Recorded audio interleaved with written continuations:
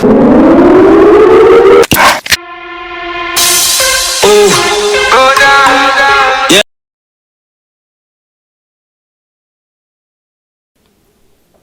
qu'on doit préciser tout ça dans le business plan? Oui, c'est bon de dire que par exemple, si vous optez pour en fait un besoin de financement un besoin en fonds de roulement sur 3 mois, dire que pour les 3 mois, je vais m'entourer, n'est-ce pas, de tel agent, tel agent, tel agent. Après maintenant, les 3 mois maintenant, le personnel sera étendu. Et ça, vous rassurez le banquier. Parce que ce que le banquier évite, c'est qu'on vous finance, au lieu que le financement aille sur la production, mais que le financement quand même puisse être capté par les salaires, par tout, voilà, voyez un peu, alors que ça ne produit pas. Je ne dis pas que les gens ne travaillent pas, mais il faut orienter, n'est-ce pas, la stratégie de financement vers la couverture des charges opérationnelles. Ouvriers, techniciens, tout ça, mais secrétaire, tout ça, on peut s'en passer au début. Ok, chauffeur aussi, on peut s'en passer. C'est ça. Vous voyez un peu? Je ne sais pas si je suis d'accord avec tout le monde là. Sinon, vous aurez un projet qui sera plus un projet bureaucratique ou administratif. Monsieur, Oui. est-ce que c'est encourageant pour nous, jeunes détenteurs de projets innovants, de recourir au financement participatif que les Anglais appellent le crowdfunding? Le crowdfunding, bon, c'est un dispositif quand même qui n'est pas très bien connu dans notre pays parce que jusqu'à présent, les banques n'ont pas quand même cette stratégie de financement. Mais dans les autres pays, l'avantage du crowdfunding, c'est que c'est un financement qui est allégé, mais c'est un financement qui repose justement sur un prêt participatif. C'est-à-dire vous apportez, les autres apportent tout ça, on mutualise et ça permet un peu de régler les besoins de financement pour beaucoup d'investisseurs. Mais le problème, c'est que nos banques n'ont pas encore intégré ça dans la stratégie de financement. Je pense qu'il y avait une seule banque. J'avais encadré... Pourtant, je vois dans certains pays, il y a beaucoup de startups qui se financent à travers le crowdfunding. Malheureusement, nos banques n'ont pas intégré ça dans la stratégie de financement. Ça, c'est un. Deuxième chose, la réglementation n'a pas tellement donné de fenêtre au crowdfunding. Okay? Il faut que la réglementation, qui est en vigueur dans les pays de l'UEMOA, puisse autoriser les banques à aller dans le crowdfunding. Okay? Donc ça, c'est le premier obstacle. Lever déjà l'obstacle réglementaire. 2, il faut que les banques également s'orientent vers ce type-là, en collaboration avec des investisseurs institutionnels. Vous savez, la différence entre la finance anglo-saxonne et la finance francophone, c'est que la finance anglo-saxonne est beaucoup plus riscophile que la finance francophone. La finance anglo-saxonne ose, alors que la finance francophone est beaucoup plus frileuse. C'est ça. C'est ça. Bon, on va voir hein, avant la pause le début de ce que proposent les établissements de crédit. On a dit que les établissements de crédit pour nous, c'est quoi? C'est les banques et les établissements financiers. Et nous verrons que l'offre maintenant des banques hein, s'articule autour des crédits, n'est-ce pas, d'exploitation. On parle ici vraiment des crédits. Hein. On ne parle pas de l'épargne, ok?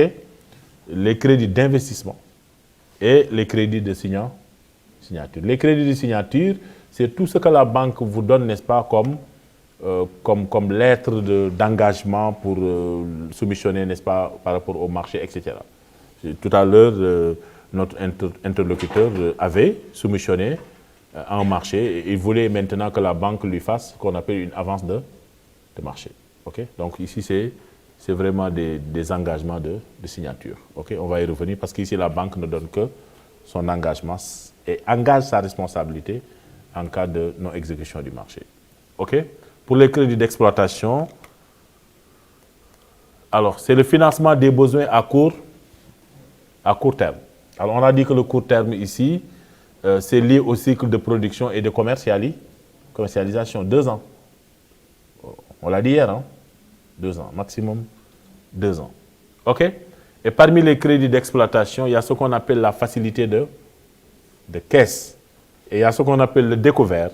Et il y a ce qu'on appelle le crédit de campagne. Ça, il faut bien... Ça, c'est vraiment une cartographie très actuelle, n'est-ce pas, que vous retrouvez au niveau des banques de la place. Alors, qu'est-ce que la facilité de caisse? La facilité de caisse signifie que l'entreprise a des besoins urgents pendant un mois, par exemple, ou pendant une période précise, et elle demande à sa banque de lui régler ce problème-là en faisant ce qu'on appelle une avance de caisse, de temps de pouvoir régulariser sa situation. Et souvent, la banque demande juste quand même que l'entreprise fasse une domiciliation du marché. Parce qu'il faut que la banque soit sûre qu'en faisant une avance, une facilité de caisse, qu'à la fin du mois, il y aura une rentrée d'argent. Donc la facilité de caisse, ce n'est pas le découvert. Hein. La facilité de caisse, c'est juste, n'est-ce pas, un problème très conjoncturel, très urgent. Par exemple, vous devez payer, n'est-ce pas, vos salaires à la fin du mois, vous vous rendez compte que vous n'avez pas d'argent, vous demandez à la banque de vous faire une facilité de caisse. C'est juste pour vous permettre d'alléger un peu votre trésorerie. La facilité de caisse, souvent, il y a zéro coût. Pourquoi? Parce que vous le demandez une seule fois, ou exceptionnellement. La facilité de caisse, encore une fois, ce n'est pas le découvert. Je le répète. La facilité de caisse, c'est un problème passager, très passager. Ah, je ne peux pas payer mes salaires alors que c'est le 31, c'est le dernier jour du mois. Vraiment, je veux que vous me fassiez un peu une avance de trésorerie. Et souvent, la banque fait, n'est-ce pas, une avance. Mais ce qui est derrière, c'est qu'il faut nécessairement que l'entreprise montre, n'est-ce pas, des gages d'entrée de fonds. OK? Donc, au préalable, il faut que l'entreprise ait au moins une domiciliation de son marché ou de ses recettes au niveau de cette banque. OK? Alors que le découvert, suivez-moi bien, le découvert, c'est une sorte de crédit revolving sur une durée souvent de 3 à 6 mois.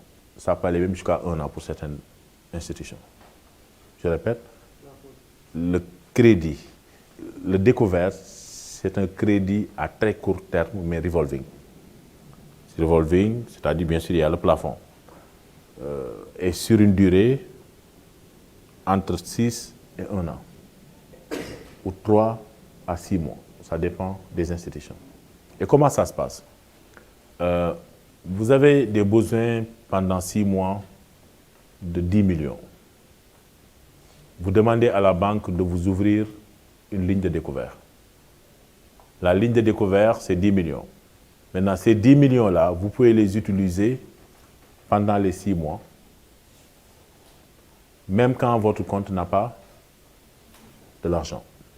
Vous pouvez donc fonctionner avec moins. Moins 1 million, moins 2 millions, moins 3 millions, moins 4 millions, moins 9 millions, moins 10 millions. Mais quand vous êtes au plafond de moins 10 millions, pour pouvoir utiliser encore le découvert, il faut mettre encore 10 millions. On est clair? Parce que si vous ne mettez pas 10 millions, le crédit ne sera pas revolving. Et quand vous remettez les 10 millions maintenant, le compteur est à 0. Vous pouvez l'utiliser jusqu'au, n'est-ce pas, à la maturité du découvert. Alors, il faut faire attention. Si vous n'avez pas besoin du découvert, ou si vous n'avez pas des besoins spécifiques de financement par rapport à votre exploitation, n'utilisez pas le découvert. Moi, je vous le dis tout de suite là. Parce que le découvert, c'est la source de surendettement de beaucoup de promoteurs. Parce que dès l'instant où vous utilisez le découvert, ce n'est plus de l'argent qui vous appartient. Vous utilisez l'argent de la banque. Et si vous avez un découvert qui revient tous les mois, ça veut dire que vous devez faire un diagnostic de votre trésorerie. Et ça, c'est un très mauvais signe pour le banquier. Le découvert, je le dis, ça ne doit pas être la règle, mais ça doit être une exception. exception. Le découvert ne doit pas être une règle, mais ça doit être l'exception. Si l'entreprise ne vit que de découvert, ça veut dire qu'elle a des problèmes quand même de rentrée d'argent. OK? Et normalement, quand vous n'avez pas déposé de découvert, la banque ne doit pas vous positionner de découvert. Ça aussi, il faut veiller à ça. N'acceptez pas, quand vous ouvrez un compte, la banque va vous n'est-ce pas, verrouiller et va vous donner, n'est-ce pas, un découvert automatique. Il faut éviter ça. Si vous n'avez pas besoin de découvert, dites carrément à la banque, j'en ai pas besoin. Pourquoi? Parce que la mise en place d'un découvert coûte cher. Hein? Le découvert, c'est un très court crédit. Ça veut dire que quand on met en place un découvert, vous supportez des frais de mise en place, comme un crédit classique. Oui. Oui. 10% sur le montant. Il y a même un intérêt, le TEC, qui est appliqué. Il y a des frais de dossier. Donc attention, hein. Si vous n'avez pas besoin de découvert, dès le départ, il faut dire au banquier, j'en ai pas besoin. Parce que souvent même, vous ouvrez un compte, vous commencez à fonctionner, la banque vous dit, mais je vous ai mis un découvert. Il dit que non, j'en ai pas besoin. Parce que c'est la porte d'entrée, n'est-ce pas, à toutes les dérives ou à toutes les tensions de trésorerie. Donc ça aussi, je pense qu'il faut, en bonne éducation financière, faire en sorte que quand vous n'avez pas besoin de découvert, ne le prenez pas. Il faut faire en sorte que le découvert ne soit pas permanent. Parce que quand c'est permanent, ça veut dire que vous avez de sérieux problèmes de trésorerie ou d'exploitation. Et le banquier suit ça. Chaque mois, mais... Parce que si vous vivez que de découvert et que le banquier un jour ferme le robinet, mais c'est fini pour l'entreprise. C'est fini pour l'entreprise. Il y a des entreprises qui n'ont pas pu payer leur salaire parce qu'à un moment donné, la banque a fermé le robinet à la fin du mois. Et souvent même, des entreprises dépassent le découvert, c'est ce qu'on appelle le dépassement. C'est-à-dire que vous avez mangé même l'argent de la banque. Et maintenant, vous demandez une autorisation de dépassement. C'est un très mauvais signe aussi. Une autorisation de dépassement, c'est-à-dire vous avez plafonné. Maintenant, vous dites à la banque, maintenant, même le découvert là que vous m'avez donné, ça ne me suffit pas. Maintenant, faites-moi une autorisation de dépassement. Mais le problème, c'est que ça va vous coûter cher parce qu'on va vous appliquer le plus fort taux de découvert. Ça aussi, c'est des très mauvais signes pour le banquier. Donc, attention au découvert. On le prend une seule fois, deux fois quand on en a besoin. Si on nous le donne alors qu'on n'en a pas besoin, on ne doit pas le prendre. Et derrière, le découvert ne doit pas être permanent. Alors, les crédits de campagne. Alors, les crédits de campagne, c'est des crédits qui sont plus octroyés pour une durée de, souvent qui peut aller jusqu'à 6 mois. Donc, c'est des crédits sur des activités saisonnières. Hein.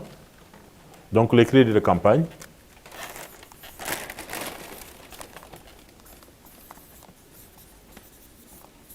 Repose sur le financement des activités saisonnières. OK? C'est-à-dire dont le cycle d'exploitation est à 6 mois. À 6 mois, OK? Alors, c'est le cas des secteurs tels que l'élevage, hein, tels que l'agriculture, tels que la pêche, OK? OK? C'est des secteurs, il faut savoir, je sais que dans vos projets, il n'y a que ça, hein, non? Énormément, voilà. Donc, il faut savoir que, a priori, quand vous présentez votre projet devant le banquier, il aura plus tendance à vous orienter vers les crédits de campagne. Mais il faut savoir que les crédits de campagne, c'est des crédits d'exploitation. Ce n'est pas des crédits d'investissement. Donc, il aura plus tendance à vous financer des crédits de campagne ou des crédits d'exploitation pour vous permettre, n'est-ce pas, de fonctionner ou de faire fonctionner votre exploitation. Alors, souvent, ça ne dépasse pas 6 mois. Et on utilise la technique du remboursement in fine.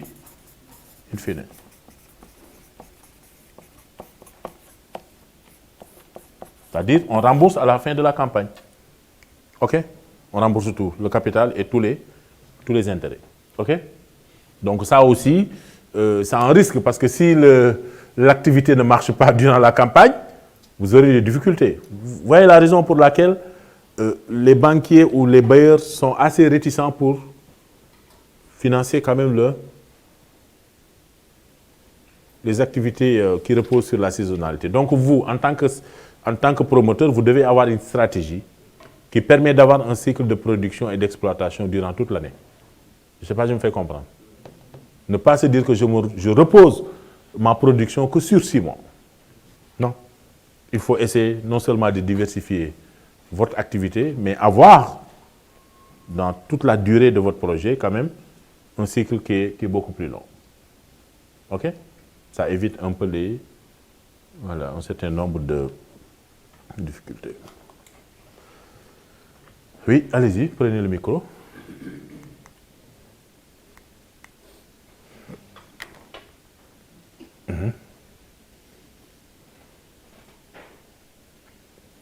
J'avais une question à propos du découvert. Oui, des découvertes, allez-y. Par J'espère exemple- que vous n'êtes pas dans cette situation. Non. Par exemple, quand vous avez l'entreprise, et à un moment donné, vous avez pris le découvert, mais vous avez déjà remboursé. Oui. Est-ce que dans ce cas, on demande à la banque d'annuler maintenant le découvert? C'est-à-dire, vous avez pris... Alors, il faut savoir que la ligne de découvert est toujours ouverte sur une période bien précise. Ça peut être sur 6 mois. C'est-à-dire, le découvert, vous pouvez l'utiliser pendant 6 mois. Premier mois, moins 10 millions, vous avez fini, vous avez mis de l'argent, le compteur est à 0, vous continuez. Donc, pendant les 6 mois, vous pouvez utiliser les 10 millions comme vous voulez. OK? Maintenant, quand ces 6 mois sont finis, ou 1 an, maintenant, ça veut dire qu'il faut que vous fassiez une nouvelle demande de découvert. Ok. Donc c'est pour une période donnée. Une période donnée. Vous voyez un peu? Et il est souhaitable de ne pas renouveler. Parce que si vous renouvelez, ça veut dire que le besoin de découvert est toujours là. OK? En tout cas, ne demandez jamais un découvert dont vous n'avez pas besoin. Parce que dès l'instant où vous demandez, la banque considère que c'est un montage de dossier de crédit. Et paf, il y a le taux d'intérêt qui est appliqué sur le montant demandé, sur les 10 millions. Deuxième élément, il y a les frais de dossier qui sont appliqués. Et troisième chose, c'est que c'est un risque même. Parce que vous vous dites que, bon, dès l'instant où j'aurai de petits problèmes, je vais prendre sur mon découvert. Si vous en avez besoin, tant mieux, vous le prenez parce que ça peut permettre de régler certains problèmes et ça permet d'aller vite. Parce que le découvert, le montage du dossier de découvert est plus rapidement acceptable par la banque. Un dossier, n'est-ce pas, d'investissement. OK? Mais le risque est là, le risque est énorme. Vous ne devez pas, n'est-ce pas, tomber sur le piège des découverts permanents. On voit les crédits d'investissement avant de prendre la pause. Alors, pour les crédits d'investissement, ce qui est le plus important à relever, c'est que c'est le financement de l'outil de production. L'outil de production, pour nous, c'est quoi? Très bien. J'ai entendu machine, oui. Oui. Oui, outil de production.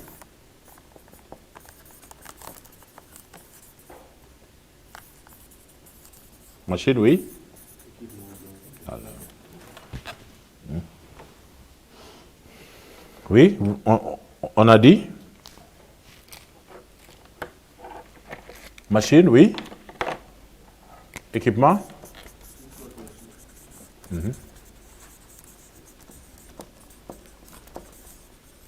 OK. Véhicule peut-être de liaison. Mais je parle de véhicule de liaison. Hein. Je ne parle pas de véhicule pour le promoteur, là. Ensuite, est-ce qu'il n'y a que ça? L'aménagement également du site. OK. Ça aussi, ça fait partie de... Oui, vous disiez oui. Mobilier de bureau. Etc. Donc, vous voyez un peu, et etc. Hein. Donc, la liste est loin d'être exhaustive. Donc, ici, il faut savoir que c'est un besoin, le crédit d'investissement, souvent dans le financement des bailleurs, c'est ce besoin-là qui est difficilement acceptable. Pour la simple raison que la durée, bon, certaines institutions considèrent qu'on peut aller jusqu'à plus de 7 ans. OK? 7 ans en plus pour le financement du crédit d'investissement. Et quand vous êtes sur plus de 7 ans ou 7 ans, il y a un problème. Parce que la banque accepte de vous mettre beaucoup de ressources longues dans le temps. Mais est-ce qu'elle est sûre, n'est-ce pas, d'être remboursée durant ces 7 ans-là? Il faut que vous montrez donc des gages de garantie et de sécurité et de rentabilité de votre projet. Et souvent, dans les stratégies de financement, il faut bien noter que les banques financent 70 à 80% du coût de l'investissement. Ça veut dire que les 20 et les 30%, c'est qui? C'est le promoteur. On est d'accord? Donc, ça recoupe un peu ce qu'on disait depuis hier. Hein? Donc, il faut prévoir entre 20 et 30%. 10%, c'est minimum. OK? Donc, la banque ne va accepter de vous financer que 7 à 80% du coût du projet ou de l'investissement. Donc, les 20 ou les 30%, c'est vous de les supporter.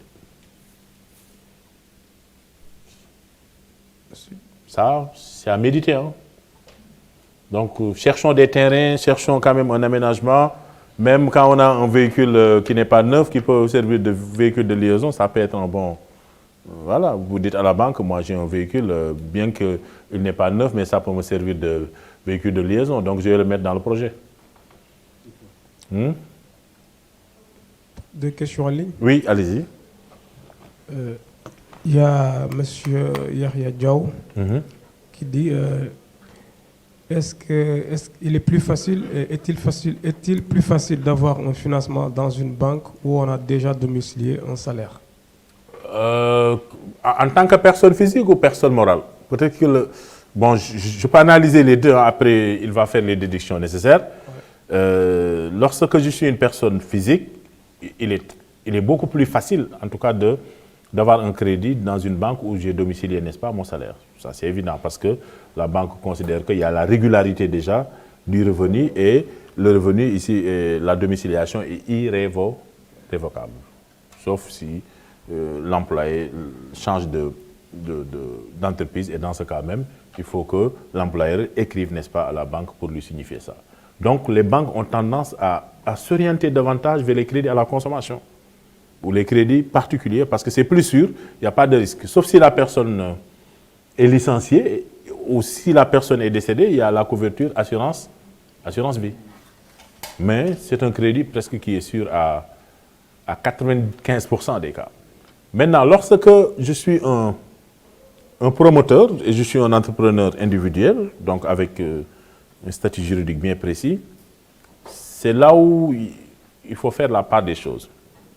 Si vous avez domicilié des marchés qui sont sûrs d'être réalisés, si vous avez en fait un projet qui est correctement rentable, le banquier est plus, n'est-ce pas, regardant dans ce projet-là. Et il peut mettre de l'argent, n'est-ce pas, à hauteur, n'est-ce pas, du niveau de risque qu'il veut bien supporter. Maintenant, la mesure de prudence, c'est que le banquier, encore une fois, n'acceptera de financer que s'il est sûr d'avoir reçu des recettes d'exploitation sur le compte. Parce que vous nous dites que vous avez fait beaucoup de domiciliation, vous avez gagné beaucoup de marchés de l'État, vous fournissez des poulets, n'est-ce pas, au restaurant même de Dakar, etc. Mais il faut me montrer ça matériellement. Le banquier ne se soucie pas du papier seulement, mais il se soucie également du cash. Ça, il faut vraiment être dans l'esprit du banquier. Le cash, c'est quoi? C'est ce qui tombe sur le compte. Voilà. Et donc, souvent, il y a plus de difficultés pour maintenant matérialiser ça. Parce qu'on peut gagner un marché et au dernier moment, on ne vous paye pas à temps. C'est ce qui arrive. L'État, quand vous soumissionnez au marché de l'État, l'État peut vous dire « Ok, vous gagnez, mais quand est-ce qu'il va vous payer ?» C'est ça. Oui, deuxième question. Deuxième question, il dit s'il comprend bien, le découvert, c'est un droit que la banque ne peut pas refuser. Bon, on a dit hier que le crédit n'est pas un droit, hein, c'est une faveur aussi. Hein. Je pense que la leçon qu'on a reçue hier, le crédit ici est une faveur. Donc la banque met à la disposition du client de l'argent qui ne lui appartient pas. N'oublions pas qu'on collecte, n'est-ce pas, d'une main gauche pour pouvoir financer, n'est-ce pas, de l'autre main. Et donc, ce n'est pas son argent en réalité. Donc, ce n'est pas un droit, mais c'est une faveur. Maintenant, la faveur, il faut vraiment faire en sorte que le but se justifie et l'objet aussi. Ouais. Et la dernière question, il y a Dame Diop depuis Saint-Louis qui dit est-ce qu'il y a-t-il un différé pour le crédit campagne? Le crédit campagne, oui, le différé, c'est justement ça. Le fait quand même de ne pas rembourser au début, n'est-ce pas, de la production, mais d'attendre, non, au début de l'activité, de ne pas payer, mais de payer à la fin de la campagne. Donc il y a un différé ici de 6 mois, ce qui permet aux agriculteurs, aux éleveurs de pouvoir souffler et d'écouler leurs marchandises. C'est ça. Alors, ce n'est pas toutes les banques qui acceptent ça. Hein. Le crédit campagne, vous verrez que c'est la banque agricole, qui est l'ex-crédit national, Caisse nationale de crédit agricole, qui est spécialisée dans ça. Vous voyez également que la BND est spécialisée. Vous savez, même la BND est maintenant orientée vers la vallée. Donc, parce que vous savez que la BND est plus orientée vers le financement des activités économiques nationales. La BND également est très présente, en tout cas dans le financement du crédit agricole. D'ailleurs même, ils ont recruté quelqu'un qui est spécialisé, pour vous répondre à votre question, sur l'agriculture. C'est lui qui s'occupe un peu du montage de tous les dossiers. Donc ça peut être une bonne opportunité de voir au niveau de la BND, de la banque agricole, si vous avez bien sûr besoin de crédit de campagne. Les autres ne sont pas trop bien spécialisés, à part peut-être les institutions de microfinance, qui peuvent être spécialisées aussi. Voilà. Très bien. D'autres questions? Oh, 5. On va prendre la pause pour ne pas trop déraper comme hier, là. Après la pause, donc...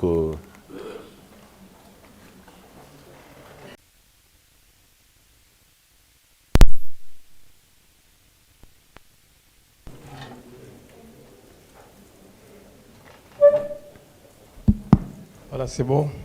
Voilà, donc on va maintenant aller avec une certaine cadence, hein, parce que d'ici 13 heures, il faut qu'on entre en séance de B2B et il y a les dossiers de montage du financement ou du crédit qui sont en cours d'impression et chacun aura un dossier bien fourni pour ça, pour l'assimilation. Donc les autres options de financement qui sont disponibles, hein, et qu'il faut peut-être relever au-delà même des crédits d'exploitation ou des crédits d'investissement, c'est le crédit fournisseur. Ça peut être une bonne opportunité pour vous, on va y revenir. Il y a le leasing aussi, qui n'est pas très bien connu, alors que certaines banques sont même plus engagées, n'est-ce pas, à offrir le leasing à leur clientèle, surtout quand vous avez des besoins d'investissement qui reposent sur un outil de production qui vous semble important à acquérir rapidement. Et donc le leasing, ce n'est rien d'autre que le crédit bail. Donc la banque met à la disposition, n'est-ce pas, de la clientèle un bien, n'est-ce pas, qui est gagé. Alors l'intérêt de ça, c'est que le bien, n'est-ce pas, vous est donné en prêt. Maintenant, vous remboursez à la banque des loyers ou des intérêts. Quand vous finissez de rembourser maintenant, il y a deux options. La banque peut vous laisser, n'est-ce pas, le bien avec le paiement d'une valeur résiduelle qui dépend de l'amortissement. Ou si vous considérez que vous n'avez pas besoin de ce bien-là, vous pouvez quand même faire ce qu'on appelle, vous optez juste ici pour la location. Et donc, il n'y a pas une revente, n'est-ce pas, de ces biens. Vous retournez donc le bien, n'est-ce pas, à la banque qui peut peut-être la revendre, ou du moins se revendre ces biens, n'est-ce pas, à quelqu'un d'autre. OK? Donc, ce qu'on appelle l'option avec location-vente ou location simple. On va y revenir. Ça peut être une opportunité pour vous. L'avance également sur le marché, c'est une possibilité qui est donnée à un promoteur de bénéficier de liquidités n'est-ce pas, sous forme de découvert. On va parler même de découvert. Lorsque vous êtes dans une optique de démarrer quand même un marché. Donc la banque vous met à la disposition quand même une liquidité qui vous permettra de pouvoir démarrer le marché. Alors, sur le crédit fournisseur, il s'agit donc pour le fournisseur d'acquérir des biens d'équipement, des composants ou d'intrants, ok, alors auprès, n'est-ce pas, d'un fournisseur. Alors l'intérêt de ça, c'est que quand moi je suis un promoteur, je veux démarrer une activité souvent qui nécessite l'achat de matières premières, l'achat d'intrants, l'achat également de composants, ou même, souvent ça peut être des équipements qui ne sont pas lourds. Le fournisseur peut vous faire ça à crédit. OK? Ça, le fournisseur vous fait ça à crédit. OK? Mais l'exigence, c'est qu'il faut nécessairement que le promoteur ait une bonne solvabilité. Le fournisseur ne vous connaît pas tellement, mais il faut lui montrer qu'à travers votre activité, que vous avez la possibilité de lui rembourser. OK? Et donc, ici, le délai de paiement peut être plus ou moins long. 15 jours, c'est le minimum, mais ça peut être jusqu'à 90 jours, 3 mois. Alors, ça vous permet un peu, le temps de pouvoir avoir de l'exploitation, de pouvoir maintenant, utiliser la matière première dans l'optique de vendre et de pouvoir rembourser, n'est-ce pas, à votre fournisseur. C'est une bonne option, mais il faut nécessairement que vous développiez une relation de confiance avec votre fournisseur. Je le répète, le crédit fournisseur, c'est une option pour bénéficier de crédits, de matières premières, de marchandises, d'équipements qui ne sont pas lourds, etc. Mais la précaution qu'il faut prendre, c'est qu'il faut nécessairement que vous développez une relation de confiance avec votre fournisseur. Il faut que vous lui montrez que vous avez une capacité de payer, de rembourser. Il faut que vous montrez également que votre activité peut générer quand même assez de cash flow. Parce que le fournisseur, n'oublions pas que c'est une entreprise comme vous. OK? De la même façon que vous prêtez, n'est-ce pas, à des clients, lui, il est dans une optique, n'est-ce pas, de développer une relation fournisseur-clientèle avec vous. OK? Donc, c'est une bonne option qui peut permettre un peu aux promoteurs d'éviter un peu même le recours aux banques. Parce que le crédit fournisseur, c'est-à-dire, c'est un fournisseur d'exploitation ou de matériel, n'est-ce pas, qui peut être sollicité. Le leasing maintenant. Alors, le leasing, c'est l'achat d'un équipement par votre banque auprès d'une société de crédit. C'est-à-dire, vous avez un besoin d'investissement sur un outil, ça peut être une machine, OK? Et vous dites à la banque, moi, je n'ai pas besoin de liquidité. Déjà, vous le rassurez, parce que si vous n'avez pas besoin de liquidité, la banque sait que, donc, il y aura moins de détournement d'objectifs. Vous voyez un peu? N'hésitez pas à demander le leasing si véritablement vous pensez que vous avez plus besoin de matériel que d'argent. Parce que le matériel également, c'est de l'argent. Parce que si vous avez du matériel, ça vous permet de produire. Okay? Mais il faut bien identifier également le type de matériel dont vous voulez quand même avoir le leasing. Alors cet équipement vous est donné donc après en location par la banque. Donc la banque va acheter du matériel auprès, n'est-ce pas, d'une société de crédit et donc met à la disposition du promoteur ce bien-là. Mais le bien-là est gagé. C'est-à-dire tant que vous n'avez pas fini de rembourser, le bien ne vous appartient pas. C'est un bien qui va figurer sur le bilan, n'est-ce pas, ou dans le bilan de la banque, dans les immobilisations financières. Parce qu'on considère que c'est la banque qui vous a prêté de l'argent, mais via ce matériel leasé. Leasing, ici, c'est le crédit bail. Leasing, c'est le terme anglais. Mais en termes français, ça veut dire le crédit bail. À la fin du contrat, vous avez la possibilité de restituer le bien, je l'ai dit tantôt, ou de l'acquérir contre le paiement d'une somme fixée. Donc, supposons que vous prenez le bien en crédit bail sur une durée de 5 ans. Donc, le crédit bail ici, c'est 5 ans. Pendant 5 ans, vous utilisez le matériel. Et chaque mois, vous allez payer ce qu'on appelle des loyers. Vous payez des loyers dans le crédit bail. OK? Hein? Des redevances. C'est des loyers, des intérêts Donc, alors, c'est des intérêts qui peuvent être plus salés que l'intérêt classique. Oui. Parce que n'oublions pas que la banque a acheté auprès de la société de crédit, a pris, n'est-ce pas, ce matériel pour vous redonner. Et quand la banque achète auprès de la société de crédit, souvent c'est un montant qui peut être souvent majoré. Parce que la société de crédit applique ce qu'on appelle le taux d'intérêt à 24%. Ce qui fait que donc le crédit bail, les niveaux de redevance sont beaucoup plus importants que les niveaux classiques. Oui, prenez le micro. Ah oui, excusez-moi. Merci.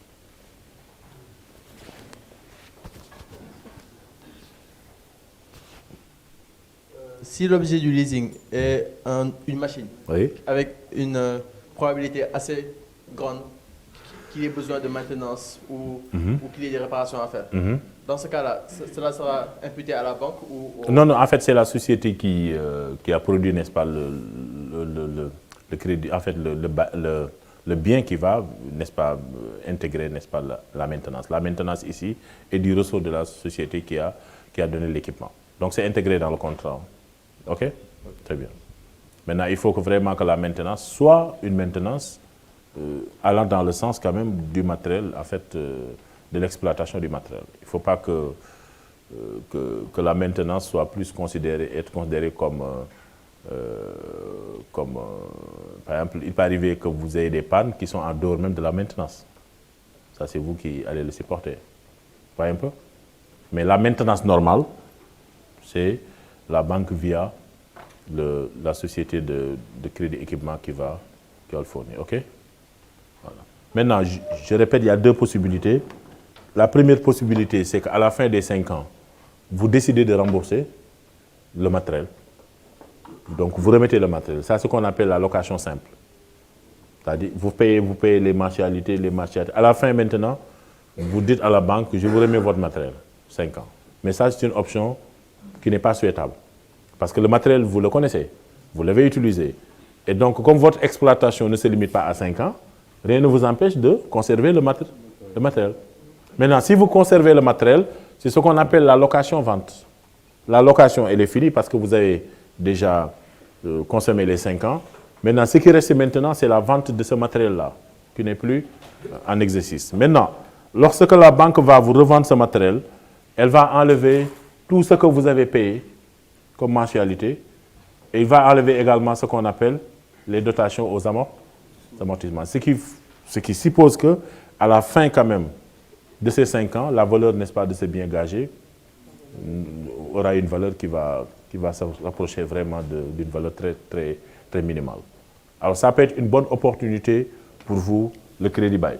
OK? Le crédit bail, donc, je pense qu'en tant que promoteur, vous avez la possibilité de l'exploiter. Les intérêts, c'est quoi? Le crédit bail permet d'obtenir de nouveaux outils de production sans avoir à mobiliser le montant total de l'investissement. Donc, c'est une bonne opportunité. Deuxième, c'est l'absence d'exigence de recours systématique à une garantie. Parce que ce qui sert de garantie, c'est quoi ici? C'est le bien gagé. Si vous allez au Maroc, par exemple, le crédit bail a permis à toutes les PME marocaines de se développer. Vous savez, le pays qui utilise le plus le crédit bail, c'est le Maroc. C'est pourquoi vous voyez, les entreprises marocaines de type PME, elles se développent comme pas possible. Parce que dès l'instant où l'outil de production est financé, c'est bon. Au Sénégal, il y a une loi sur le crédit bail. Maintenant, il faut que nécessairement que cette loi sur le crédit bail puisse être appliquée par les institutions de financement. Il y a une loi sur le crédit bail, hein, ça il faut le savoir. Il y a un cadre juridique qui régit bien quand même l'exercice du crédit bail. Comment exercer le crédit bail, quels sont les types de conventions de crédit bail, etc. Mais malheureusement, dans nos institutions de financement, le crédit bail, je ne sais pas, est-ce que c'est les promoteurs qui n'en demandent pas ou est-ce que l'offre de crédit bail n'est pas importante?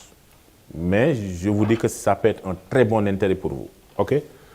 Intervenant, dans le crédit bail, il y a ce qu'on appelle le preneur ou l'utilisateur final. OK? Il y a ce qu'on appelle ici le fournisseur. OK? Alors ici, le fournisseur, ça peut être également quelqu'un d'autre qui n'est pas la société de crédit bail. Hein. La société de crédit bail peut être une banque aussi. OK? Alors, qui offre cette solution, Locafrique est Alios. OK? Donc, mais il faut nécessairement identifier le bien. Parce que vous ne pouvez pas demander à Alios ou Locafrique d'intervenir dans le crédit bail si vous n'avez pas monté le dossier avec votre banque. OK? Maintenant, avec votre banque originale, on peut faire le montage du dossier et maintenant, à charge maintenant à votre banque de s'orienter vers Locafrique et Alios. OK? Voilà.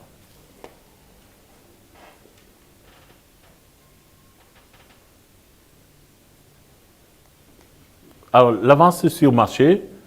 Alors, ici, on part du postulat que, en cas d'appel d'offres, si l'entreprise se trouve détenteur, donc bien sûr de ce marché, la banque lui accorde une somme pour le démarrage de ses activités. Ici, on considère que vous avez soumissionné, vous avez gagné le marché, et c'est le cas souvent dans beaucoup de cas, dans beaucoup de situations. Le promoteur gagne des marchés, mais on lui demande de démarrer, mais il n'a pas les moyens de démarrer. Ça arrive. Oui, allez-y. Oui, prenez le micro.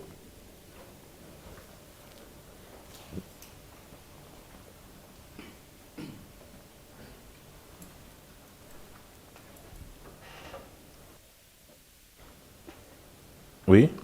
J'aimerais savoir où ça s'achète les marchés. Ah, s'achète? Non, les marchés ne s'achètent pas. Ou bien les marchés publics. Les marchés publics ne s'achètent pas, on soumissionne. Il faut soumettre. Vous voyez un peu? Si vous achetez, c'est que vous avez utilisé un peu des dessous de table. C'est ce qu'il ne faut pas. C'est-à-dire, bon, je comprends votre esprit, mais les marchés en toute transparence, vous savez, il y a le code des marchés publics. Quand vous voulez soumissionner à des marchés publics, c'est-à-dire, supposons que même un jour, vous êtes dans l'imprimerie et vous dites à M. Diédou, je vous fournis des t-shirts au programme. Et vous allez soumissionner, comme les autres concurrents. On va voir les spécifications techniques, les spécifications financières, qu'est-ce que vous proposez comme prix de vente, etc. Est-ce que vous avez le dispositif nécessaire pour produire ça à temps? Vous soumissionnez comme tous les concurrents, après on fait le dépouillement, et puis on classe, on dit que tel monsieur, n'est-ce pas, a gagné avec sa société. Et dans ce cas, où est-ce qu'on soumissionne? Alors, on soumissionne sur la base quand même d'un cahier de charges. Donc, si c'est ici, vous allez venir prendre le cahier de charges qui montre un peu ce dont on a besoin comme nombre de t-shirts, etc. Et donc, vous allez répondre à ces exigences-là et transmettre ce qu'on appelle une offre technique et financière. L'offre technique, c'est comment vous allez produire, n'est-ce pas, les t-shirts. L'offre financière, ça, les t-shirts vont coûter combien? OK? Et comment vous allez pouvoir fabriquer les t-shirts, avec quels moyens? OK? Maintenant, une fois que tous les concurrents ou tous les promoteurs déposent maintenant, on va faire un dépouillement pour voir le moins 10 ans. Le moins 10 ans, c'est l'offre qui est moins chère, mais en respectant un peu les spécifications techniques. OK? Maintenant, ils vont classer ça suivant des coefficients de pondération, et puis on va dire que le premier, c'est la société X, le deuxième, c'est la société Y. Ou dans l'instant où on vous dit que vous êtes premier, on vous retient et on vous donne un délai d'exécution du marché. Ça, c'est le client qui fait le dépouillement dans ce cas? Non, celui qui fait, en fait, celui, n'est-ce pas, celui qui commande, quoi. Il commande. Ici, ça peut être le programme qui a besoin de t-shirts, qui dit que je veux que vous me produisez tant de t-shirts. Mais il ne peut pas venir vous dire directement, dire que je vous cible. Ce sera une entente directe et qui est interdite, n'est-ce pas, par le Code des marchés publics. Il faut nécessairement qu'on puisse faire un appel d'offres publiques. Et tout le monde voit ça, tout le monde soumissionne. Après, on fait le dépouillement en toute transparence. OK? Mais on n'achète pas, attention, hein, on n'achète pas des marchés. Hein. Si vous le faites, c'est que vous avez, vous avez donné des commissions alors que c'est interdit par la loi. Et on peut s'informer via les... Oui, il y a beaucoup quand même de sites qui vous permettent de pouvoir vous informer. Il y a le code des marchés publics, le portail des marchés publics, ça je peux vous donner ça. Mais ça c'est pour ceux qui soumissionnent dans les marchés publics. Hein. Le portail des marchés publics.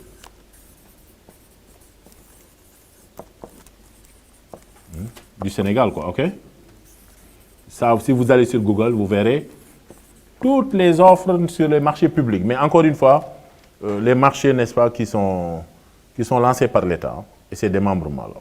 Okay? Et vous avez la possibilité de voir les spécifications, tout ça, etc. Maintenant, l'autre possibilité, c'est quand vous êtes en dehors du marché public, il y a le bulletin d'information économique de la Chambre de commerce, qui donne également des offres, même privées, hein, ok? Bulletin d'information économique de la CCAD, c'est la Chambre de commerce de Dakar. Alors, je pense que ce bulletin, on l'appelle toujours BIE, ok? Et donc, vous pouvez l'acheter souvent, je pense que c'est à 1000 francs ou 1500, je ne sais plus. Et dans ce bulletin, vous allez recevoir des offres, des appels d'offres, publics et privés, et surtout privés. Alors sinon, il faut consulter les journaux aussi. Il faut faire une veille, hein? Ok? Veille.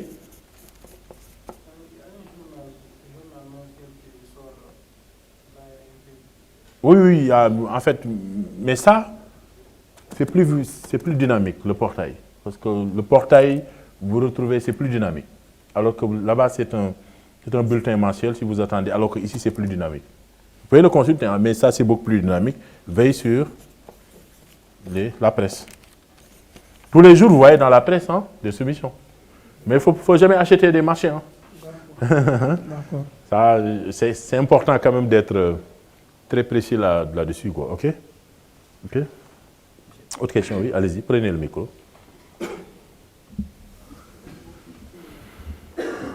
Bonjour. Bonjour. Je demande si un entrepreneur ou nous, une nouvelle start-up gagne un marché, tout en sachant qu'il n'a pas les moyens financiers pour quand même exécuter le marché. Alors que vous l'avez précisé dans l'offre financière. Ça veut dire qu'ici, il y a deux situations. Si l'autorité contractante, n'est-ce pas, constate ça, à travers des actes et des faits, vous pouvez perdre le marché. Ça, c'est un. Et ça peut être même une fausse déclaration. Vous savez, le problème des marchés, ce n'est pas le fait de gagner, mais c'est de pouvoir exécuter. Ce que je dis là, vous savez, c'est des sources même de problèmes entre l'autorité contractante et souvent les entreprises qui gagnent le marché et les banques. Parce que souvent, vous voulez exécuter le marché, vous n'avez pas d'argent, vous demandez à la banque vous dit que bon, il faut une domiciliation de marché. La domiciliation de marché, c'est la lettre de confort que vous donne l'autorité contractante pour vous montrer que vous avez gagné un marché. Vous amenez la lettre de confort. Jusque-là, c'est un papier. Hein? La lettre de confort, c'est un papier qui montre que vous avez gagné le marché de 100 millions, tout ça, construction de salle de classe, etc. Vous déposez ça au niveau de la banque, ce n'est pas suffisant. Parce que la banque s'attend à ce qu'il y ait un cash flow. Vous voulez démarrer, vous n'avez pas de l'argent. Vous revenez voir votre banque, non, vous revenez voir l'autorité contractante, il vous dit non, je peux vous donner, n'est-ce pas, une avance de démarrage que si, non, vous avez précisé dans le contrat que vous avez une avance de démarrage, alors que vous n'avez pas d'argent. Vous retournez à votre banque pour avoir cette avance de démarrage. Mais la banque également, ne pensez pas qu'elle est dans une situation un peu confuse. Hein. Elle va être sûre que quand elle va mettre son argent, il y aura un cash flow de l'autorité contractante. Et la difficulté maintenant, à votre niveau, c'est que si vous n'avez pas une liquidité propre, vous aurez du mal à démarrer. Et donc, le fait de ne pas exécuter un marché peut créer ce qu'on appelle n'est-ce pas, la rupture pure et dure, n'est-ce pas, du contrat. Et c'est un risque énorme, n'est-ce pas, pour non seulement l'entrepreneur, parce qu'après vous aurez un risque de réputation. Si vous le faites dans les marchés publics, vous aurez du mal à regagner. Parce qu'on va vous ficher au niveau de la RMP. OK? Donc évitez ça. Maintenant, l'alternative, c'est qu'il faut avoir une bonne solvabilité au niveau de la banque pour pouvoir bénéficier de l'avance sur le marché. Ces avances correspondent à un besoin de financement important exprimé par les entreprises travaillant sur des marchés publics et privés. Elles sont considérées comme des découvertes en compte. Donc, quand la banque vous fait une avance sur le marché, il faut savoir que c'est un découvert. Hein. On a dit que le découvert ici, c'est une sorte de crédit revolving. C'est une opportunité.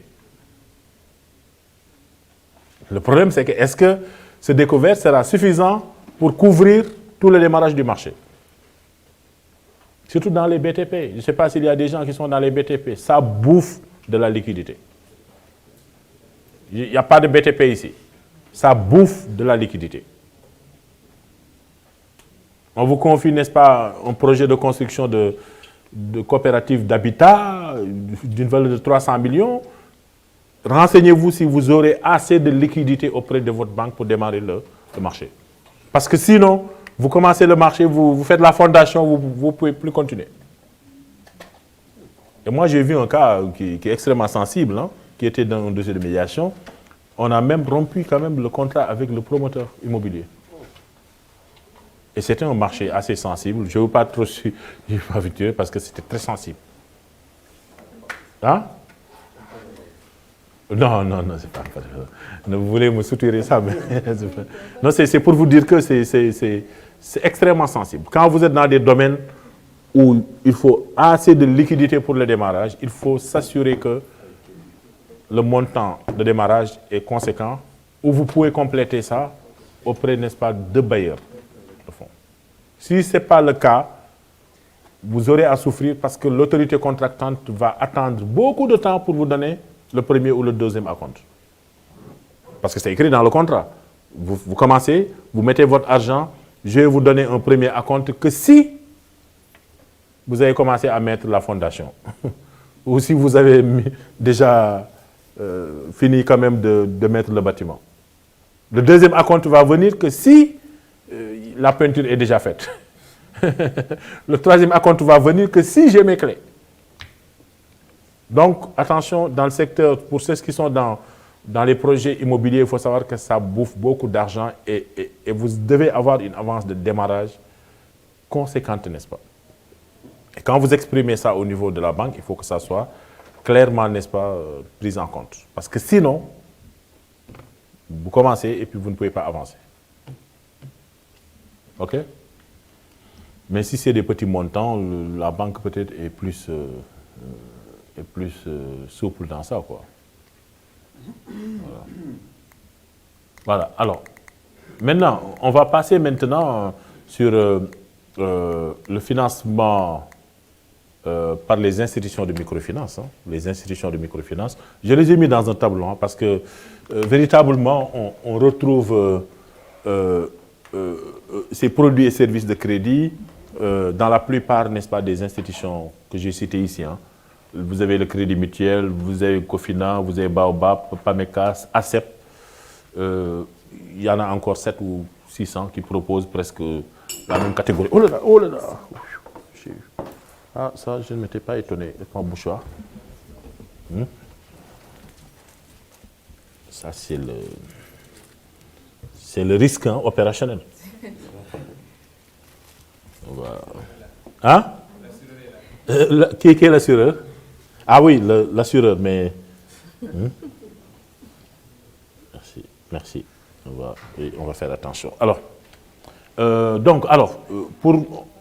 va dans les institutions de microfinance recenser 3 catégories de crédits. Alors, vous voyez que c'est presque les mêmes catégories de crédits. Vous avez les crédits fonds de roulement, les crédits de trésorerie et les crédits d'investissement. Alors, regardez, dans les institutions de microfinance, ils mettent beaucoup l'accent sur les crédits à court terme. Alors, par exemple, pour les crédits de fonds de roulement, ici, on vous demande juste un apport personnel de 5 à 20%. On parle de crédit de fonds de roulement. Et ici, la durée, ça peut aller jusqu'à 2 ans. Alors, différé, on peut vous faire un différé de 3 mois. Je l'avais dit quelque part. Hein. Vous voyez? Différé, maximum 3 mois. Et ici, le montant que vous pouvez solliciter, c'est un montant variable. Donc, vous pouvez avoir des crédits de fonds de roulement 10 millions, 20 millions, etc. Donc, c'est variable en fonction du besoin de financement. Le crédit de trésorerie. Ici, l'apport personnel est néant. Alors, ce crédit de trésorerie, c'est plus un crédit, n'est-ce pas, sous forme de découvert hein, ou de facilité. Alors regardez ici, ça peut aller jusqu'à 12 mois. OK? Différé, non. Il n'y a pas de différé à ce niveau. OK? Et ici, le montant dépend de l'institution de microfinance. Donc si vous voulez avoir les montants de crédit de trésorerie ou de fonds de roulement, n'hésitez pas à exprimer le besoin et en fonction de ça, l'institution peut vous dire est-ce que c'est un montant qui tient, n'est-ce pas, sur la gamme de financement. Alors, il y a un dernier volet, c'est les crédits d'investissement. Alors, c'est 5, on va vous demander un apport personnel de 5 à 15%. OK? Selon les institutions, on peut aller jusqu'à 15%. Souvent même, on peut aller jusqu'à 20%. Tout dépend du type de projet. Alors, la durée ici, c'est 5 ans. Malheureusement, les institutions de microfinance, contrairement aux banques, elles se limitent à 5 ans. Parce qu'elles n'ont pas de ressources longues. Ça aussi, il faut l'intégrer dans votre stratégie de financement. Quand vous allez voir les institutions de microfinance, les crédits d'investissement se limitent à 5 ans. Alors que pour les banques, on a dit qu'on peut aller jusqu'à plus de 7 ans. Parce que les banques ont plus de ressources longues. Ça, il faut que vous l'intégrez. Hein? Parce que les institutions de microfinance n'ont pas beaucoup de ressources longues. Contrairement aux banques qui ont une capacité quand même de mobilisation des ressources assez importante. Alors le différé, par contre, pour les crédits d'investissement, on peut aller jusqu'à 6 mois. 6 mois. Pour les crédits d'investissement. OK? Le montant, on peut aller jusqu'à 400 millions. Oui. Si, véritablement, le promoteur a un projet quand même d'envergure internationale ou d'envergure nationale. Tout dépend du type de projet. Donc, ne pensez pas que les institutions de microfinance ne financent pas les projets lourds. Hein. Regardez, on peut financer jusqu'à 400 millions. Donc, c'est le financement de la mésofinance dont on parlait tout à l'heure. Contrairement à ce qu'on pense, les institutions de microfinance peuvent financer les mêmes montants que les banques. Mais tout dépend du type de projet, tout dépend également de l'activité, parce que si vous avez des activités qui rapportent beaucoup, certaines institutions sont capables de mettre même la valeur de votre placement, de votre investissement. Mais vous allez donner 5 à 15%, n'est-ce pas? Donc ça, c'est bon à retenir comme... Et c'est cette cartographie que vous allez retrouver presque dans le marché de la microfinance. Hein. OK? Parce qu'il y a une certaine concurrence et les institutions se surveillent. Hein. OK? Voilà. Question? On va voir maintenant les engagements.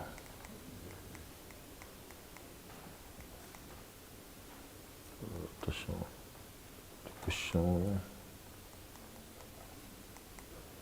Voilà, bon, je commence par les types de garanties. Ensuite, voilà. Ensuite, on va aller sur les cautions. Voilà, je préfère ça. Alors, on va aller sur maintenant les garanties qui sont souvent demandées par les institutions de financement. Alors, parmi les garanties, la première garantie, je reviendrai sur les engagements par signature hein, un peu plus tard. OK? Alors, il y a plusieurs garanties que les institutions de financement peuvent demander. Alors, on a dit hier que la garantie est accessoire. Et la garantie, c'est une couverture du risque pour le banquier.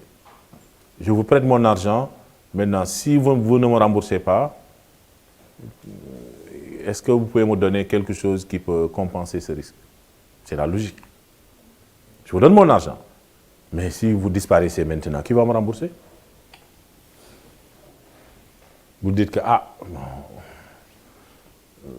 mon frère, ou etc., il va vous dire, oui, mais amène donc un cautionnement solidaire. Ce qu'on appelle le cautionnement solidaire. Okay? Alors, ici, le cautionnement solidaire est un contrat par lequel la caution s'engage envers le créancier qui accepte à exécuter l'obligation du débiteur si celui-ci n'y satisfait pas par lui-même. Autrement dit, moi, je veux prendre un crédit. Le créancier, ici, c'est la banque. Hein? Le créancier, c'est la banque. la personne à qui on doit de l'argent. Le débiteur, c'est qui? Le promoteur. On se considère comme promoteur. Vous venez voir le banquier, il vous dit, vous n'avez pas de garantie. D'accord. C'est acceptable parce que vous êtes un nouveau promoteur. Mais est-ce que vous connaissez quelqu'un qui peut vous faire une caution solidaire? Au cas où, si vous ne remboursez pas, vous vous engagez à le faire. Lui, il s'engage à le faire. Vous savez, c'est pas facile. Hein? Pas facile.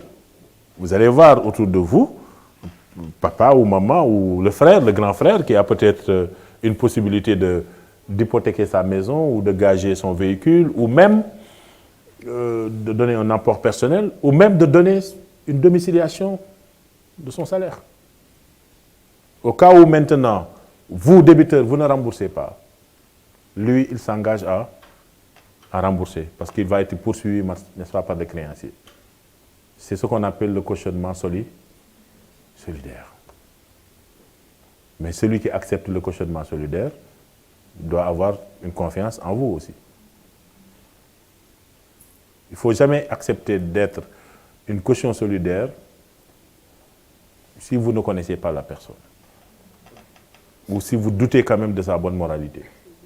Parce que dès l'instant où c'est écrit, caution solidaire, c'est fini. Je connais un cas dramatique, c'était à Mour, il était venu pour déposer un dossier chez nous, mais voilà, la dame était, je pense, commerçante, elle avait cautionné sa maison en caution solidaire pour un de ses, je pense, collègues commerçants qui devait voyager.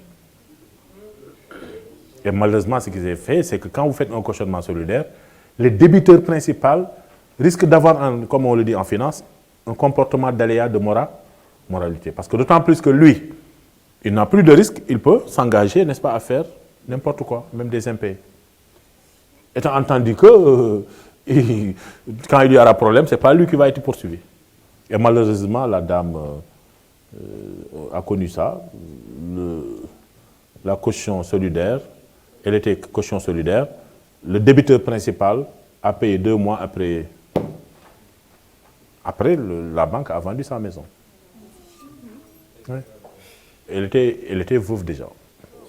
Parce que c'était trop tard. Ah non, vous voyez ces situations. Elle était veuve, donc c'était trop tard. C'est trop tard. Donc, attention. Ça peut marcher, ça peut faciliter le crédit. Parce que la banque, ce qu'elle cherche, c'est toujours voilà, plus de garantie.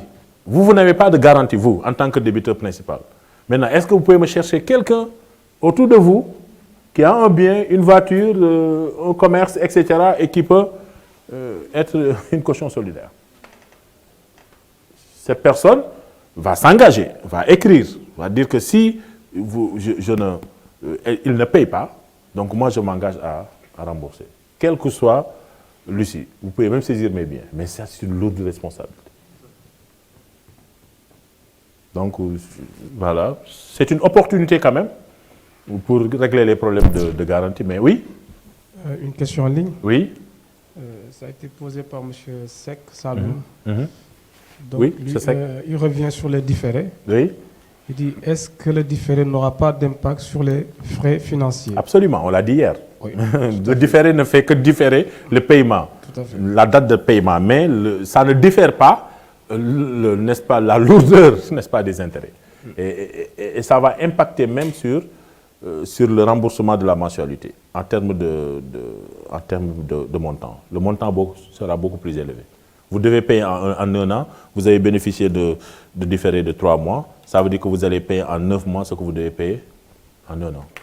D'accord. C'est tout simplement. Il y a M. Boy qui demande aussi. Oui. Il dit, sur les appels d'offres, oui. D'habitude on exige des références aux entreprises soumissionnaires. Oui. Donc il dit, comment une petite entreprise peut-elle gagner un marché? On exige aux entreprises des références. Ah oui, les références, c'est l'expérience professionnelle dont on parlait. L'expérience dans le secteur, parce qu'on ne va pas confier la construction, n'est-ce pas, d'un hôpital à quelqu'un qui était commerçant. Ou vendeur peut-être, voilà. Ça montre que vous avez une expérience avérée dans c'est ce qu'on disait hier, l'expérience avérée dans le secteur, dans l'activité, à la limite, c'est une bonne presse même. Parce qu'on ne va pas confier un marché d'une importance capitale à quelqu'un qui n'a jamais fait ça. Le risque, c'est qu'il va sous-traiter après. Ouais. Et la sous-traitance ne règle pas la qualité de la prestation. Ouais. Et c'est une exigence. Hein. Dans tous les marchés, il faut une expérience. Et l'expérience professionnelle est bien cotée. Okay? Plus cotée même que l'expérience en matière de prix même. D'accord.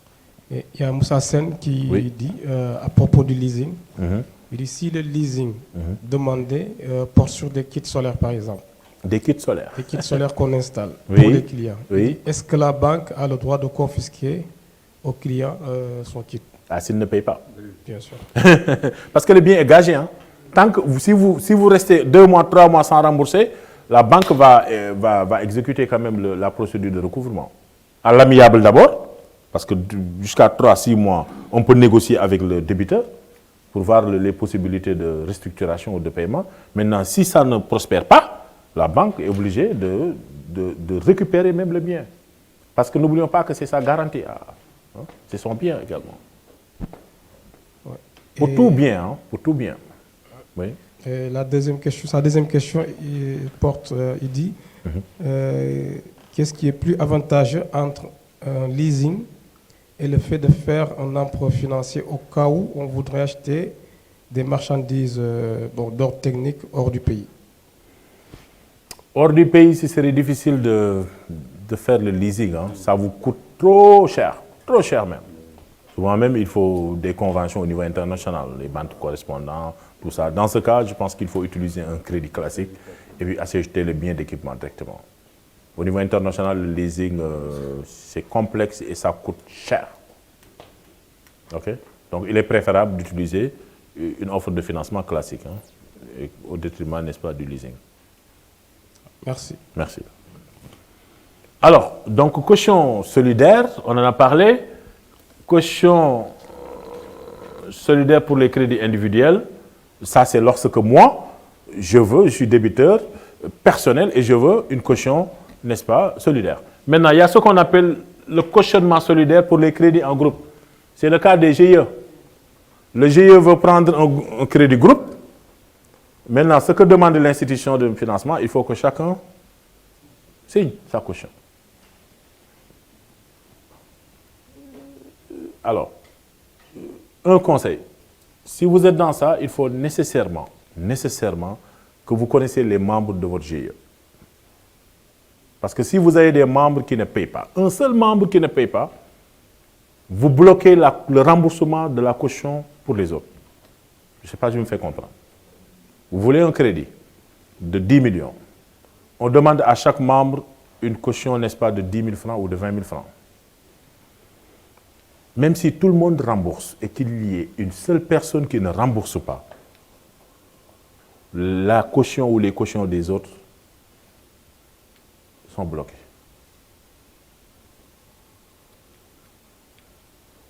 Ça veut dire quoi? Ici, il y a une solidarité de la créance.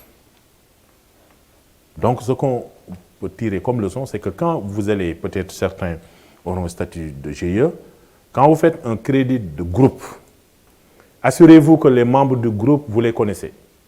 Assurez qu'également ils ont une bonne moralité, parce que dès l'instant où vous allez prendre un crédit de groupe, l'institution de financement va vous demander une caution solidaire.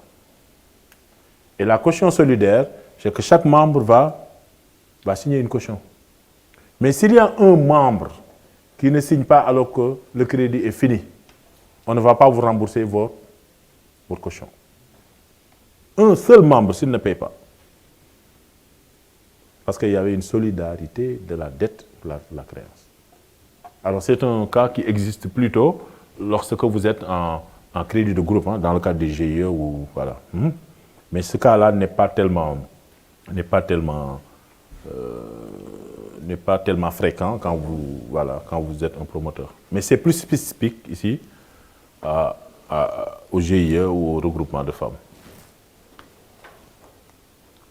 Alors, le gage, c'est le contrat par lequel un bien meuble. Alors, la différence, c'est qu'on gage un bien meuble. OK? Ici, c'est une sorte de caution.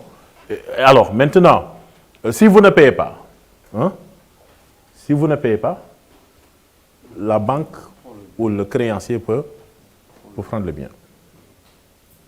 Donc, on gage, le gage est toujours une garantie sur un bien meuble. Alors que l'hypothèque est sur le bien immobilier. Il faut voir la différence, hein, ok? Garantie sur un bien meuble, on parle de gage. Ok, c'est le même principe ici. Alors que quand il s'agit d'une hypothèque, ici c'est sur un bien immeuble. Ok?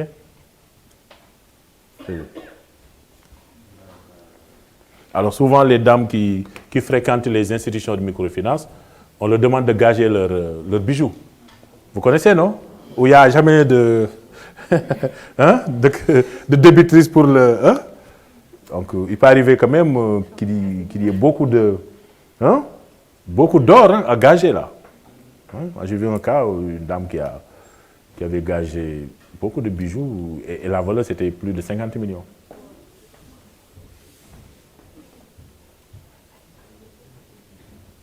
En défiance de paiement et puis l'institution de financement voilà, devait vendre ses bijoux. Et vous savez que les bijoux, la valeur est rapidement importante. Alors, comme les dames tiennent beaucoup à leurs bijoux, et donc elle était obligée de demander à l'institution de financement de lui autoriser à vendre un de ses terrains. La contrepartie maintenant de ça, elle va rembourser la dette et récupérer ses bijoux. Voyez un peu, parce qu'il y a des gens qui tiennent à leurs bijoux. Et effectivement, en parlant avec elle, elle avait dit que ces bijoux, ce n'est pas à elle seulement, parce que c'est un héritage. C'est ce jour-là que j'ai su que les bijoux, les dames avaient une valeur de 50 millions, voire même plus. Vous voyez, donc les institutions de financement sont capables de vous demander toute catégorie de garantie. Toute catégorie de garantie. Hein? Toute catégorie. Alors, il y a ce qu'on appelle le nantissement sans déposition des véhicules automobiles ou du fonds de commerce. Alors, ça, ici, non, sans déposition, c'est-à-dire, on vous laisse le véhicule.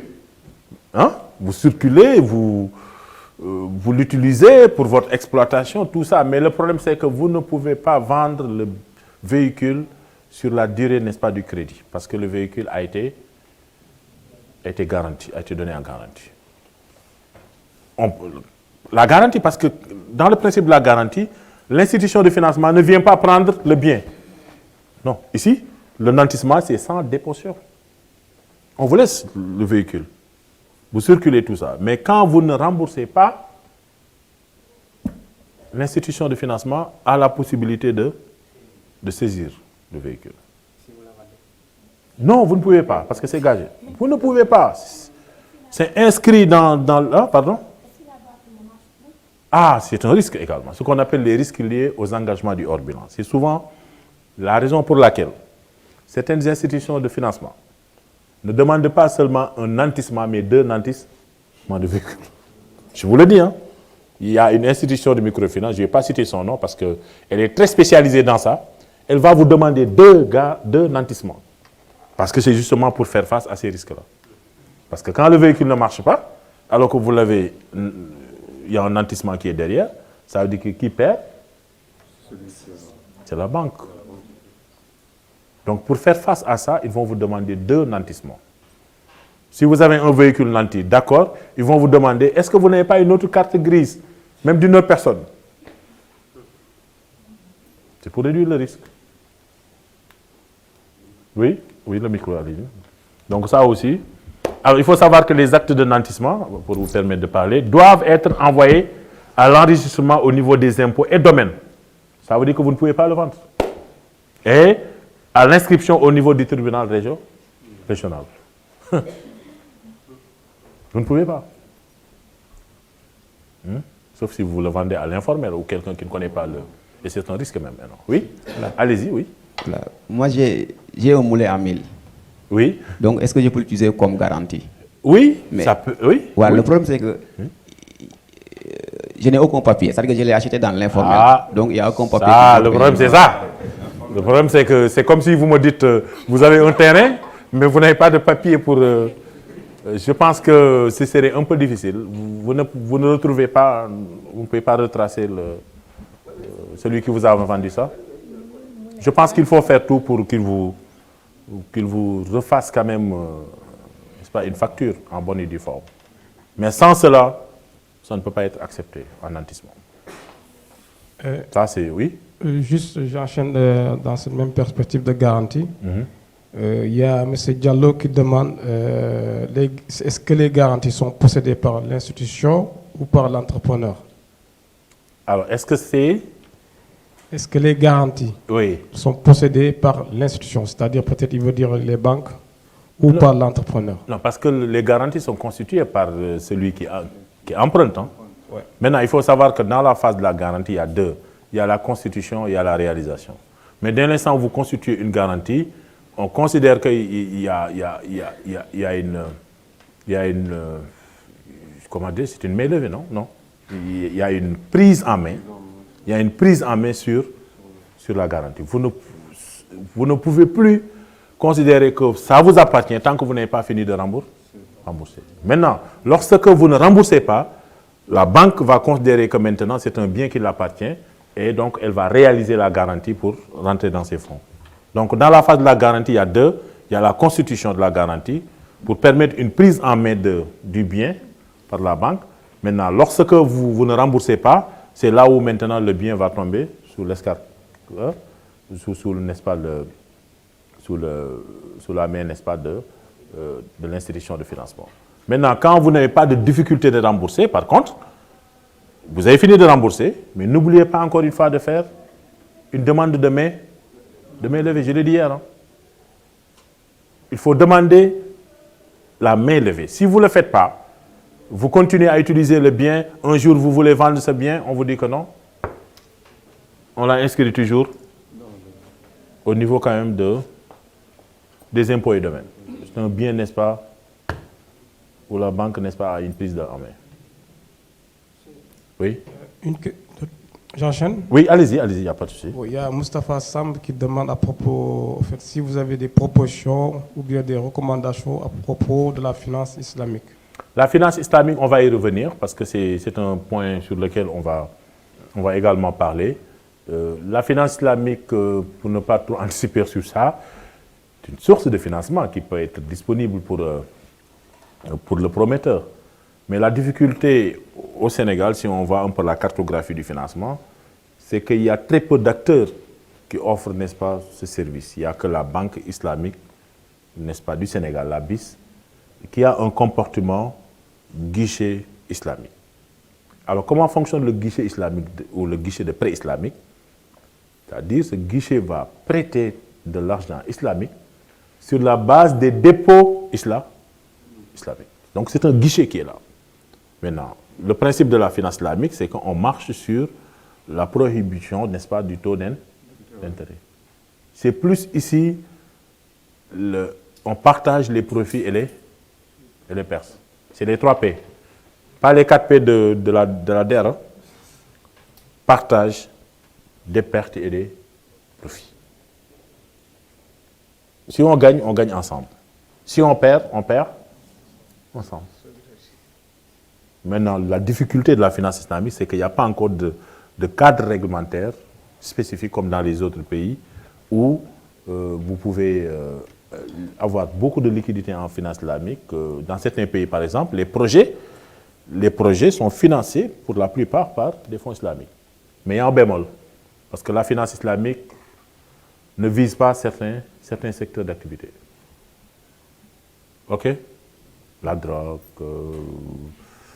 les activités qui sont prohibées par l'islam, etc. Vous voyez un peu?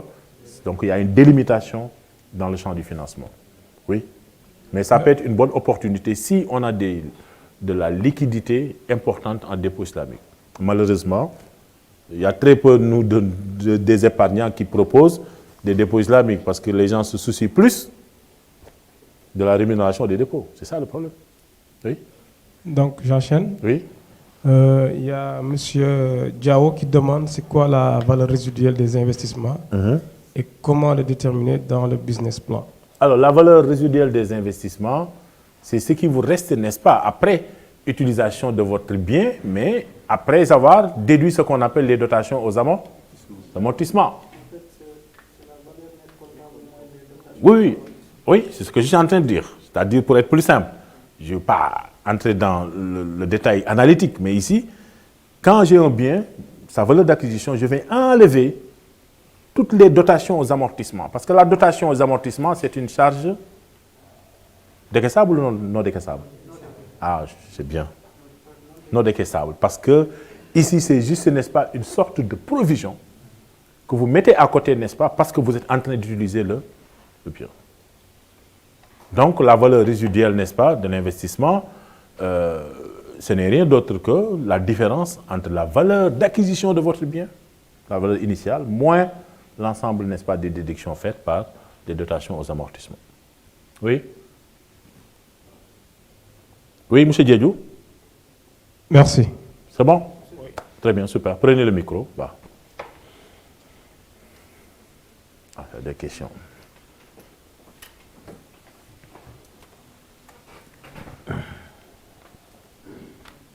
Monsieur, concernant l'hypothèque, oui. Est-ce que c'est possible d'hypothéquer son bien immeuble pour des crédits différents dans des banques, malgré, vu qu'on a, par exemple, avancé, par exemple, des un même bien? Oui, on a, par exemple, remboursé, par exemple, la moitié ou à peu près plus de la moitié du prêt qu'on a pris dans une banque et qu'on veut hypothéquer ces mêmes biens immeubles pour un autre crédit. Non. Est-ce que ça sera possible? Hypothéqué indivisible. Oui. Ça, c'est le premier élément. Le bien hypothéqué indivisible. Deux, le banquier, n'est-ce pas, le second banquier qui va regarder la constitution quand même de vos garanties va savoir que c'est une garantie, n'est-ce pas, qui a été constituée ou prise en main quelque part. Et il ne va jamais accepter quand même de mettre une autre garantie là-dessus. Parce qu'il perd. Il perd. Il n'a pas de garantie, lui. Il n'a pas de garantie. Peut-être il va vous demander une autre garantie différente quand même du bien déjà hypothéqué. Le bien hypothéqué est indivisible, juridiquement. OK? Très bien. Oui? Oui, allez-y. Ça nous ramène même aux sûretés réelles immobilières. Micro, allez-y.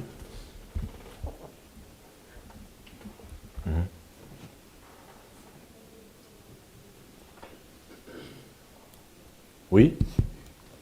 Monsieur, concernant les hypothèques, par exemple, si on contracte un prêt d'une valeur et on hypothèque un immeuble qui a une valeur de 100 millions, et on commence à payer les mensualités, par exemple, on paye jusqu'à 50 millions. Il arrive un moment, on a des problèmes pour assurer les mensualités.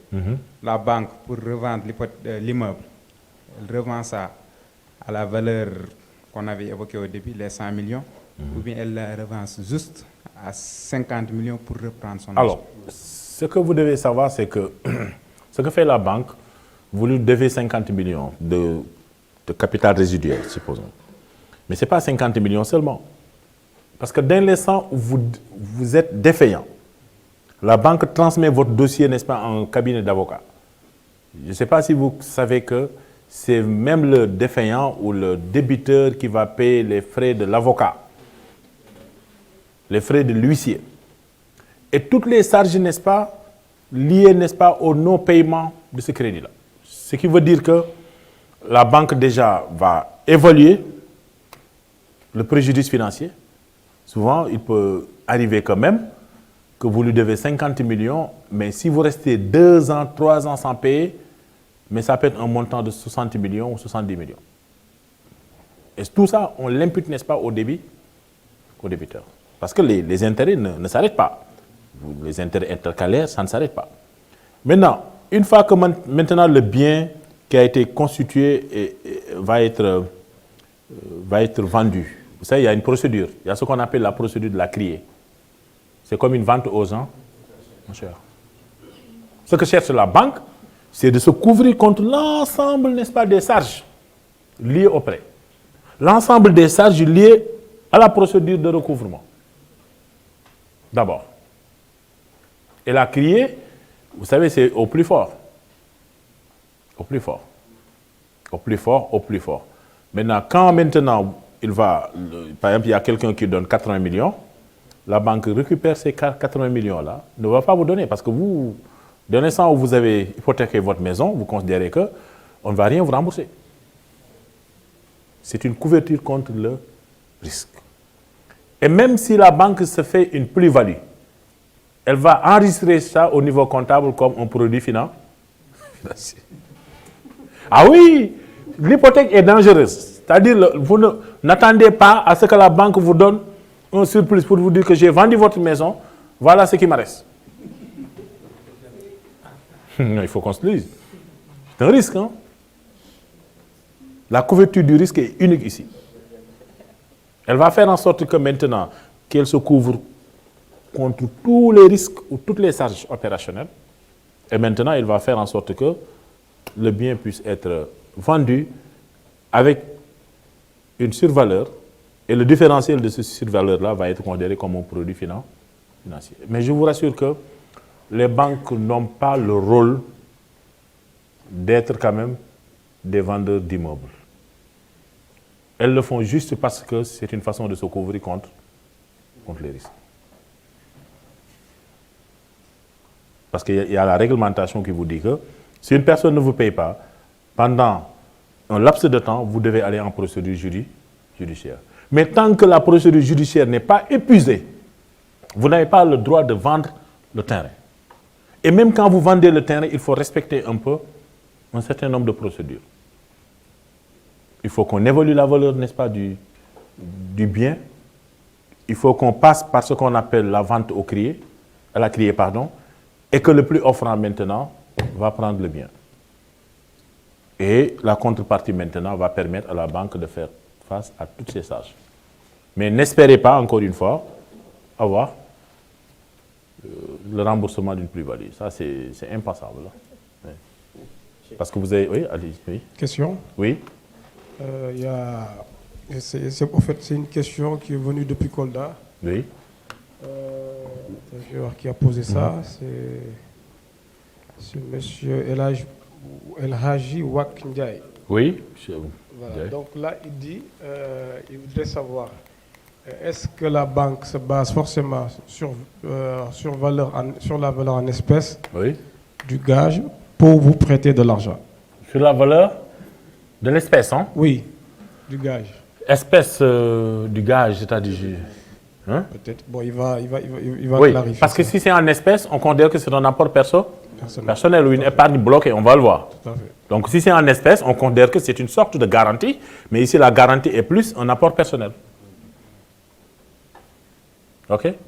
Dans ce cas, on ne parle pas de gage même, mais c'est un apport personnel. Oui? Je pense qu'il y avait une main ici. Vous pouvez prendre le micro, s'il vous plaît. Et puis.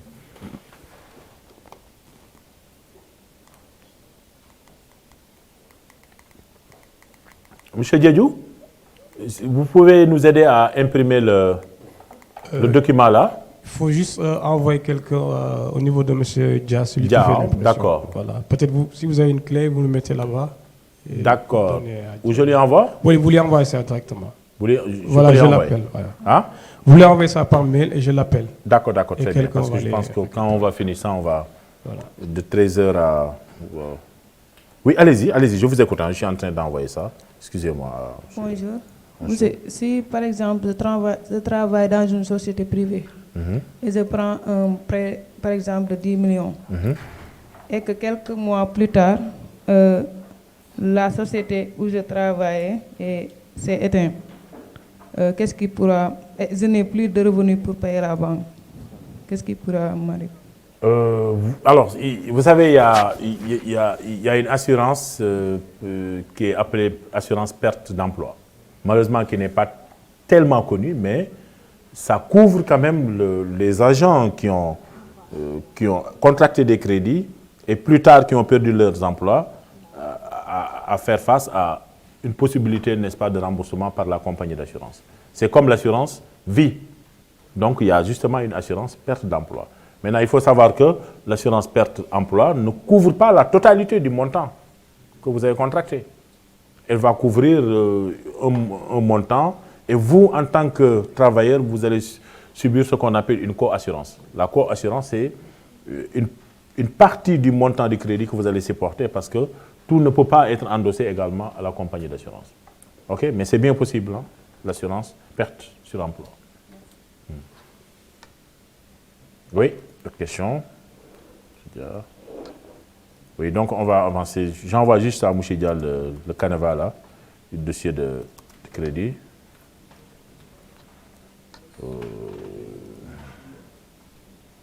Alors, donc on en a parlé tout à l'heure, hein,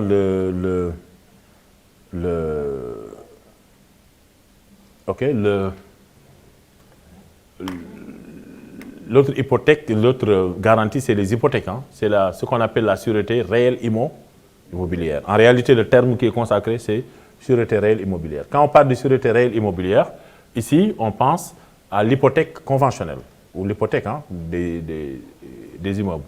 Alors, étant donné son coût, elle est réservée à des prêts au montant plus important. Ça, j'avais attiré votre attention sur ça.